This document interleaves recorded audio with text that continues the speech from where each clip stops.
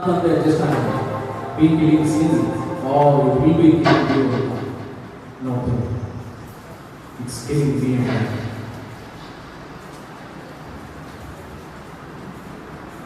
ಕರ್ತನಿಗೆ ಪ್ರಿಯರೇ, ನಾವು ಯಾವ ಪಾಪವನ್ನು ಮಾಡ್ತಾರೆ, ಯಾವುದನ್ನು ಸೇವಿಸಲಿಕ್ಕಾಗಿ ನಾವು ಯೋಚನೆ ಮಾಡಬೇಕಾಗಿದೆ.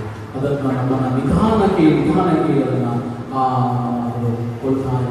ನಿಧಾನಕ್ಕೆ ಅದು ನಿನ್ನನ್ನು ನಿತ್ಯ ನರಕದ ಕಡೆಗೆ ನಡೆಸುವುದಾಗಿದೆ.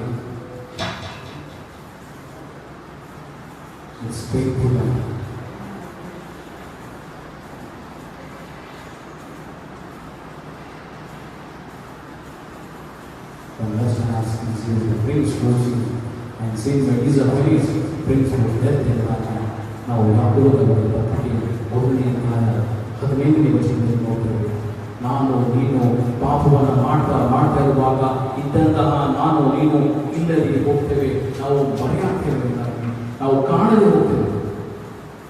ಸ್ಟಿಲ್ ಅವನು ಪೇಪರ್ನಲ್ಲಿ ಅವನು ಕೊನೆ ಹಂತದಲ್ಲಿ ಸಹ ನಾನು ಮಾಡ್ತೀನಿ ಅಂತ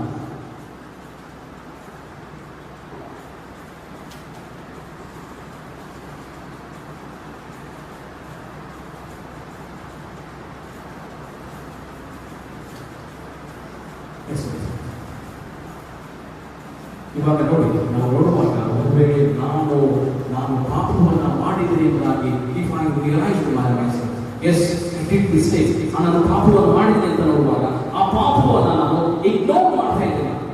ನಾವು ಮಾಡಿದ ದಿನದಲ್ಲಿ ಆಲೋಚನೆ ಮಾಡಬೇಕಾಗಿದೆ. ಇಲ್ಲವೇ ಅದನ್ನು ನಾನು ಕವರ್ ಮಾಡ್ತೇನೆ, ಯಾರಿಗೂ ಕಾಣದ ಹಾಗೆ.